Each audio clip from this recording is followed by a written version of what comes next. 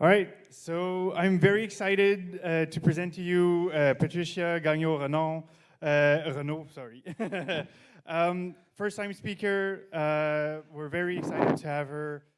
She's been in the community for the past few years, so please give her a warm welcome. She's a cybersecurity analyst at GoSecure, which is also a sponsor. So please give it up for her. With warm applause.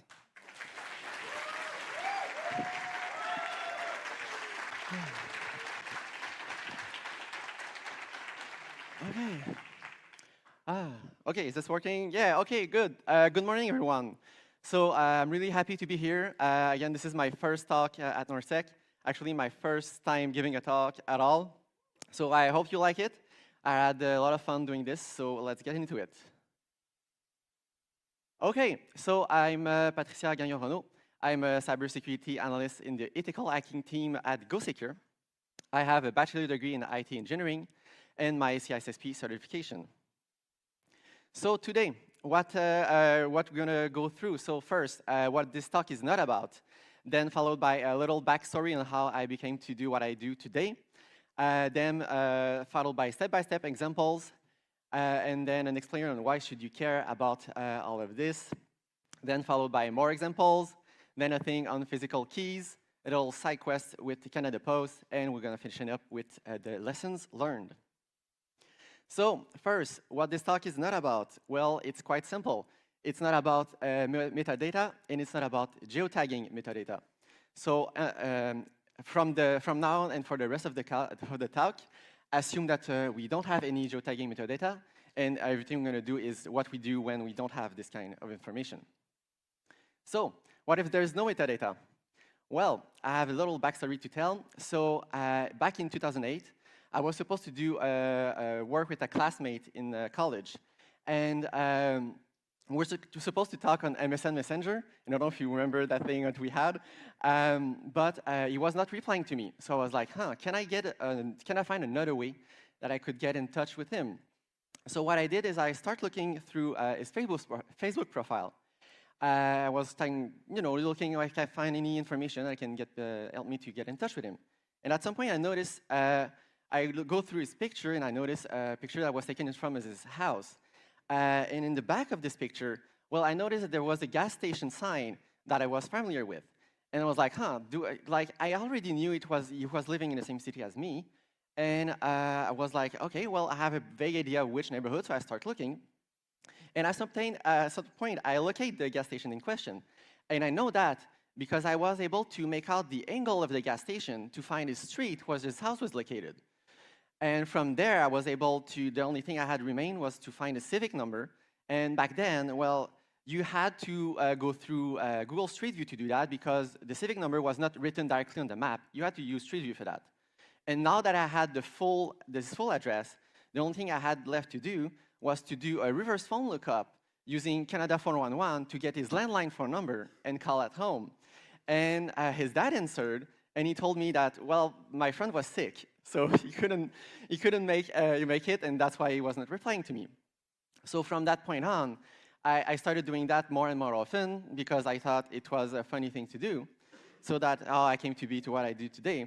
So I will look for you, and I will find you, just because it's fun. So let's get into it with the first example. So starting easy. Now I know among my friends to be the one that does this. So my friends send me pictures on purpose to try to find where it is. So one of my friends sent me this message on Discord saying, hey, can you geolocate my mom? Yeah, sure, I can try. So if we look at the picture, the first thing I notice is these weird things in the sky. It made me remember when I was in DEF CON last summer in the Caesar Mall, the thing looked like that, but I was like, there's no way her mom is in Vegas, right? So the next thing I looked at is obviously this big statue that you can see on the side. So, well, let's try to find where this is. So I crop the picture, and then I jump into Google Lens, upload the picture, and then I get results. And I looked at these first two results. So the first one gives me the name of the statue. So, okay, great. Can I find more? And I look at the second one, and there's actually someone mentioning Vegas. So I'm like, oh, maybe my first hunch was right. So the next thing I did, I took those two pieces of information, I Googled them together, and the first result I get is an hotel located in Vegas. So it's mentioning the Sphinx, it has nothing to do with it, but I'm still gonna look into it. So I look up now this hotel in Vegas, and the first thing I look for is the main lobby of the hotel, because that's the starting point I will look for to see if the statue is here. So I jump into Street View again, using one of the pictures that was taken, and there it is. So that's how I was able to find this one. So if we recap this example, well, it took me less than 5 minutes to do. It was quite simple. And what I learned is the first thing is to look for landmarks. If you look for something that can be recognizable, you can then use this to go on Google Lens and try to look up to find more about it. And the last thing is to trust your instinct. Because if you have a hunch about it, you should investigate it and trust yourself when you can recall stuff from your memory. So in summary, well, Google is your friend. Second example, when Google Lens cannot help, what can you do? So back in 2016, one of my friends on Facebook shared this picture. And of course, the first thing I noticed is like, oh, I know this big tower is the Place Ville-Marie in Montreal downtown. And the other one I noticed is this one, which is Le Mille de la Gauchetière. So I'm like, maybe I can find where this is, because I was curious. So next thing I do is I open Google Maps, and before I go further, I will set up the map in the way that I like to work with it. So I will open the layers, and I will turn on the satellite view, then turn on the globe view, and then disable the labels. So once I've done this, I have this map, which is in satellite, clean slate, no labels, so I can start to work with it. And then I'm going to bring up the picture that we had, and from here, we're going to start working out where the things are. So again, Place Ville-Marie is like right in the middle of the map. Then Le Mille de Gauchetière is right here. So let's zoom in. And then the next thing I'm going to do is like flip the map to match the perspective that we have on the picture. And from here, I'm going to start going to the 3D view so I can match the exact perspective that we have on the picture, something like this. And then locate again the two towers that we had. From here, I'm going to start to locate other towers that we have. Let's zoom in a bit. And so first, on the side, we can see this one, which is this building right here. Then in the middle, in between, we have this one, which is here. And in front of Place Ville-Marie, we have this one right here. So now we can start to make up the angle of where the picture was taken. So probably from somewhere in the bottom right here. So let's zoom in again. And now we're going to start to match buildings that are closer to us. So we have this one on the side, then this one in the middle. And we have like a really slight strip of this one on the right side, so right here. So again, if we zoom in, we can start now to focus on stuff that are immediately in the foreground. So if we clear again this, now we can see on the rooftop, we have this thing right here that we can match on the satellite view here. Then there's this kind of HVAC equipment that we can match right here. And then this other thing on the roof that we can match right here. So now I have a pretty clear idea that it's definitely coming from the side of this building. So I can switch 180 and again match the three things that are already located. So it has to come from somewhere on the side of this building, so probably from one of those two windows. So back then in 2016, well, this is exactly what I shared back as a comment reply of the picture. So hey, it's probably here, and like here's the why I think it's here. And I was confirmed it was the right place. I did that back then. I didn't know any better, but like, please don't do this. This is doxing, so you shouldn't be doing this. I'll get more into details later. So let's recap. So originally, it took me around 15 minutes. Again, now I'm more experienced, so an example like this will take only around 5 minutes. And what I learned from here, well, the first thing is your memory can be useful. I recognized immediately like buildings are already new, so I could be able to work out from there. Use Google Satellite in Globe View, and with that will allow you to work out the perspective. So play with the angle until you get it right, and from there you can start working things on. So in summary, well, Google is still your friend in this case. So I'm telling you all about this. I'm not done telling you about this, but why should you care? Well, there's three main reasons why you should care about like what you post online. The first one is doxing. I just mentioned it. What I did was an example of doxing with my friend in 2016. You shouldn't be doing this. I have example on the side of streamers that get doxed if like crazy viewers find out where they live. So like that's the one reason you should try to avoid posting this kind of thing online. The next thing is talking. If I'm obsessed over you and I can find a picture on Facebook that is taken around your house, and then I can make out your address, then I have an incentive to like now try to go reach out at your place, and maybe you want to avoid this. But again, you're going to tell me, well, okay, but like I'm nobody. No one tells me why I should care about doxing or stalking. Like that's not going to happen to me. But you should worry about the third one, which is identity theft. If I have your full name, I can make out your full address, and then I can guess your birthday from your LinkedIn profile or Facebook profile. Then I'm starting to have a clear view of you, and then I can maybe try to commit fraud on that, try to emit a credit card in your name or something like this. So you would want to protect yourself against this. So let's jump into a third example, when it matters sort of, and you see why I mean that. So in January of this year, Linus from Linus Tech Tip shared a video where he presented a building that he recently bought in the Vancouver area because he wanted to build a badminton center. And was like, huh, this is interesting. Well, can I find out where this is? And I was speaking to a friend and was like, hey, we can work this out together, right? So we looked through the video, and at some point we see this frame. In the back, we can see a clear number on the building across the street. So like, huh, maybe this is a civic address, so we can probably find out more about this. The first thing I did after that is, well, I'm not going to go through all of the finding things if someone already did that job for me, so I start Googling to see if someone already found out where it is. And I see this exact question asked on the subreddit of Linus Tech Tip. And fortunately enough, Linus himself replied to this thread, and he said it was in Port Kells, but not more precise than that. So I start looking at where Port Kells is, and I will work through, like, okay, where this is. I just want to mention, I forget, this is now public knowledge, so like we know where the badminton centers is, we have the name and everything, the address. Back then it was not public, so that's why I was kind of intrigued to see where it was. So again, we have Port Kells here, so okay, what can we do next? So next thing I look for is the full postal code of this area, and then try to search this up again.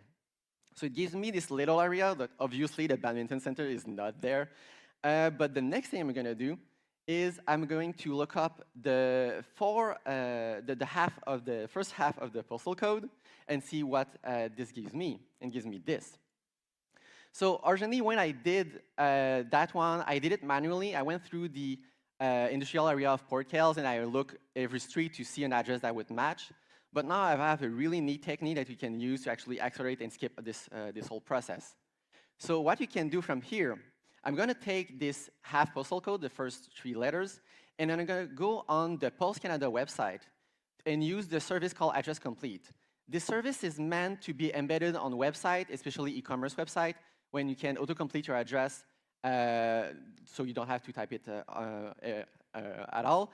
And so I'm going to look up the 4 digits that I saw earlier, which was 9688, combined with the half postal code. So I'm going to search this. And turns out, well, the second result is actually the building across the street. And we can confirm this, because if we look at this, well, we have like the badminton center. We can jump into a 3D view again. And if you're skeptical, well, let's jump into Google Street View and confirm that, yeah, this is in fact the building across the street. So that's how I found out where the famous badminton center was located. So again, if I recap this, originally it took me around 15 minutes because I had to go through all the streets that there was in the Port Kells area. With the address complete method, only 5 minutes, very quick. So what I learned from this, well, is to look out for any text, numbers, or any kind of writings. When you can have this, then you can try to make up stuff and Google about it. Or again, if you have a civic number, you can use on address complete. And again, in summary, well, if you work smart and you're patient, like you're gonna find stuff with what you see. So now let's jump into my fourth and last example. Back in December of last year, I was watching the news and something caught my eye and I want to show it to you. José Nadeau ouvre son commerce avec la même inquiétude tous les matins. À quoi va ressembler la circulation sur les ponts de l'ouest de l'île de Montréal? So I heard a few reactions in the crowd, so I'm guessing you saw what I saw. So I was not sure, like, did I really see that? So I went to watch back the report and go to show you like the exact part that caught my attention. So like we can see you can see the key, right? Like the key is clearly in view. If I zoom in, like, hey, it's blurry, but I can probably make this out. Because if you remember, back in NorthSec 2019, well, we did exactly that. We had a key under a glass dome that we had to decode. And then from blanks, we had to file the blanks to replicate the key. So I have past experience to do that. So I can probably make this out. So like this is clearly a security risk. So okay, I'm gonna try to contact the store owner and tell them about this because you should probably change the lock. So I write an email to the store owner to try to get in contact with them, and we finally end up talking with the owner, me, my boss, and our IT guy, and to explain them what we do and everything. And at the end, we say, hey, like, will you let us try to make a copy of this key and try to demonstrate to you that this is an actual security risk and that we can do this? And they said yes. So I'm like, oh, okay, so let's try to actually decode the key. So I select a few frames from the video itself, and I kind of make up like the proper bitting code of this key. Then I talk to my boss. We like argue a bit, like we weren't sure exactly because again, the thing was blurry. It was in motion. But like in the end, we settled on 6 different keys that we want to make and try.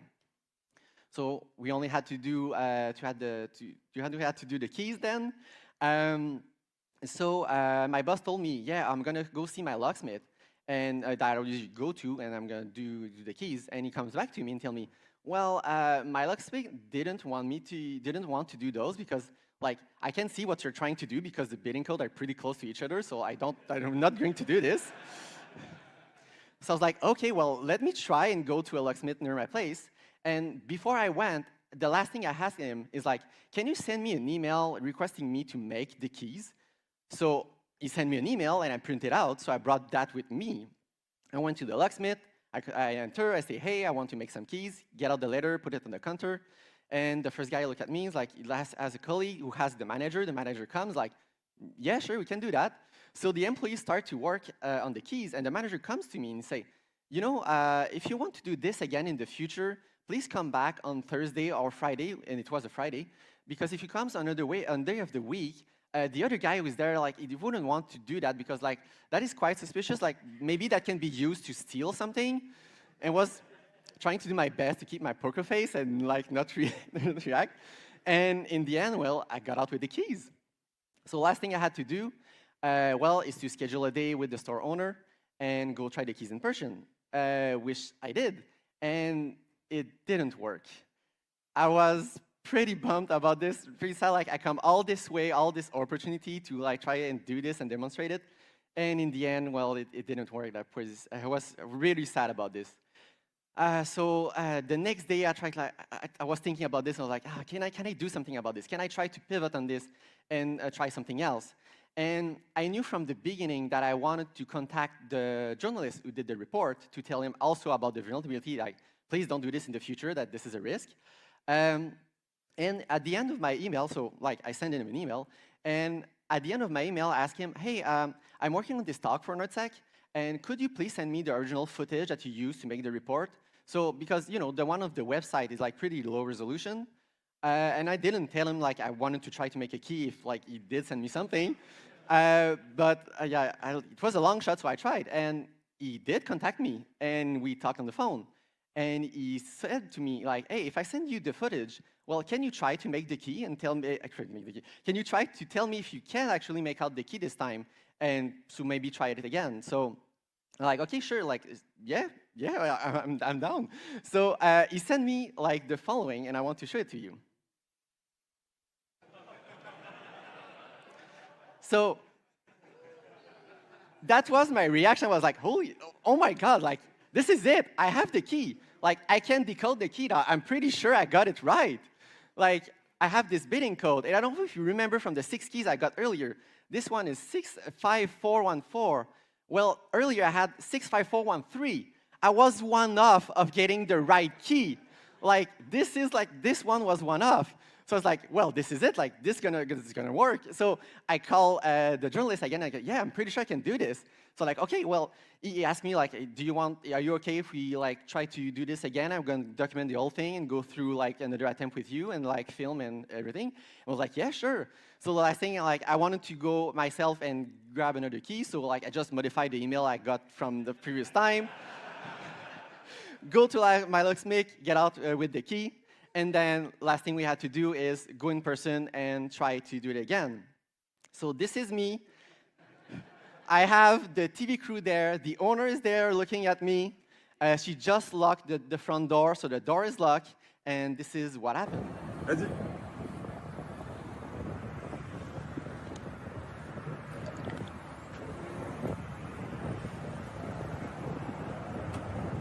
And it worked.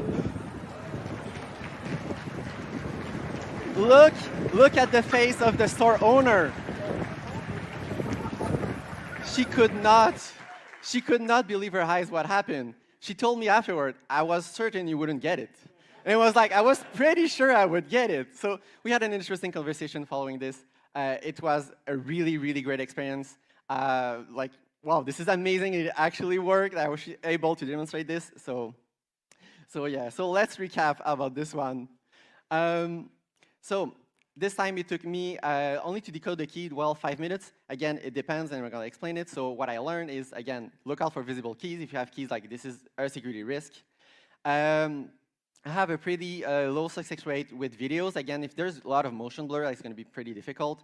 But if you have a still frame and you have a picture, well, you're going to have a pretty high success rate with decoding the keys. And the last thing, ask if you want to do something. Like if I didn't ask the owner, if I didn't ask the journalist, I wouldn't be here today showing you this. So even if it's a long shot, you should ask if you had an idea, and maybe they will say yes, and maybe something will happen out of it. So in summary, well, keys are personal data. So now, this little thing about Canada Post that I mentioned earlier. So one of my friends is actually a postal worker. She's a male woman. And she was talking about me about this new app called Post Canada My Mail, which is an app that allows you to see the incoming email to your mailbox. And I don't mean packages with tracking number. I mean untracked mail that are coming straight to your mailbox. This app will let you see this mail coming in. So what my friend, who is a male woman, told me is like Post Canada has like internally recorded instance of case of fraud that was using this app, because if I'm someone trying to commit fraud, I know your real name, I have your personal information. What I can do is try to emit a credit card in your name and use your real address and just go steal the credit card from your mailbox once it's delivered. So this app is helping people committing fraud from knowing exactly when the letter is going to be delivered to your mailbox and go the exact day pick up the mail, so they don't have to go every day to check in. So I was like, I was pretty concerned about this, and I was like, okay, can I get into this and try to see what information the app is asking you to set up your account? I already set up mine, so I had to ask some friends to do this because I didn't remember exactly what the app was asking me. So I asked friends and family if they would allow me to create accounts on their behalf and see what I was able to do. So I set up 3 accounts. This is when I log in. The app is showing you your information. This is what I typed in, so again, nothing here. But the next step is the one that is interesting, is the verification identity step. So the name and the name, address, and mobile phone number that's here is the one that I entered myself when I created the account. And in some instance, with those 3 information, the app will let me in. I don't need anything else. In some instance, like the one on the right, I entered the wrong phone number. So this time, the app asked me for a date of birth. And I entered the date of birth with, again, a wrong phone number. And it still worked. So you only need a full name, a full address, a mobile phone number, and sometimes a date of birth to be able to create an account in the name of someone. And once you get in, well, you get this view. We have 2 tabs. We have the incoming mail, so the mail that's coming to your mailbox. And we have the other tab, the deliver tab, which show the mail that was delivered in the past week. So someone who is committing fraud, well, once the account is created and they have access, well, as the person who lives at an address, I don't know that someone did that. Like, I'm totally out of the blue. I don't know anything about it until I receive the notice that they are sent by mail, so postcard format. And you see there's two here because two of the person I did was living at the same address. So each got a notice, but the notice are addressed to all the members of the household, so it's not addressed directly to someone, and they use the same code to be able to revoke the service. But since this app works so great, it actually tells you when this postcard notice are going to be delivered to your mailbox.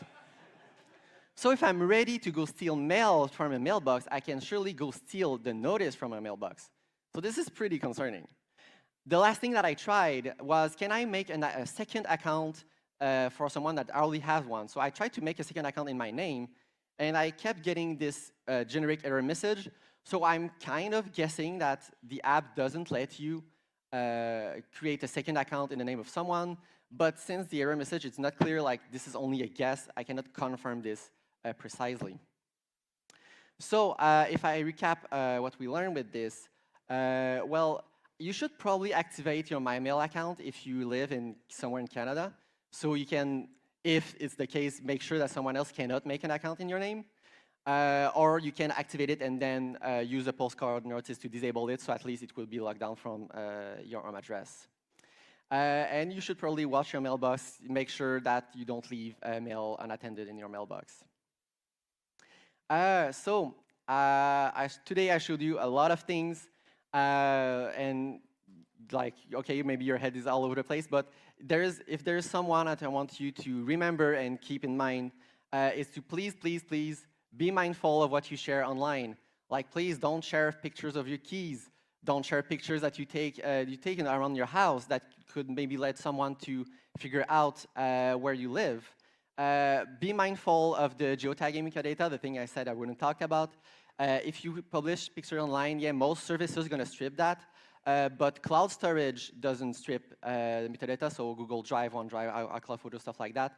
And the other thing is emails. If you send picture attached directly to an email, the metadata is not stripped, so you're going to be sending clear, and someone can get directly the geolocation of those pictures. I actually saw recently in one of my mandate, another case, they uploaded picture directly to their website, so I was able to just download the pictures and go through the exif metadata. And I was able to figure out like home addresses of employees because they shared pictures taken at their own place on their website. So like, you should keep in mind also when you share a picture on your own website without using any service. Try to keep your address private, and especially your date of birth. You should try to keep this information private because in a lot of cases, the date of birth is used as an information to verify your identity. So this is one you should also try to keep private. I'm getting to the end of my talk. I have a lot of tools and sources that I want to get through, but I don't really have the time. I'm going to actually present this afternoon all the things that I cut from this talk. I'm going to tell you about this. So I'm going to go through more details about all these tools. I only use half of them from this talk. I have many sources that I want to mention also. Quick for the picture if you want to take it. You know, it's live stream on YouTube. You can go grab it anytime. And the sources, again, the Linus video, the news report, the book that I didn't mention, and the page to sign up for MyMail. So finally, my links. If you want to get in touch with me, you can reach me on LinkedIn, send me a DM. The QR code goes there. I'm going to publish the sources and tools on my GitHub, so this is where you're going to find it. And if you want to send me an email because you don't like LinkedIn, you can send me an email right here. So finally, I'm going to wrap this up with the special thanks. I want to thank my close friends who are indulging this really weird, creepy habit that I have to always find pictures. I want to thank my friends and family who allowed me to test the Canada Post MyMail app. I want to thank José Nadeau, who is the owner of the store Sous les Oliviers, which let me try to make a copy of their keys twice. So thank you to her. I want to thank Mathieu Prost from Radio-Canada, who is right here in the back. I've been working with on this key story. I want to thank Andriane and Olivier, my colleagues from research, for helping me go through the proposal process and giving my first talk. Special thank to Laurent, which is right here, for his mentorship and helped me polishing my talk because originally I had like 1 hour and plus more content. And finally, big special thanks to my boss, Maxime. Without his help, I wouldn't be here today. So big thanks to him. So thank you.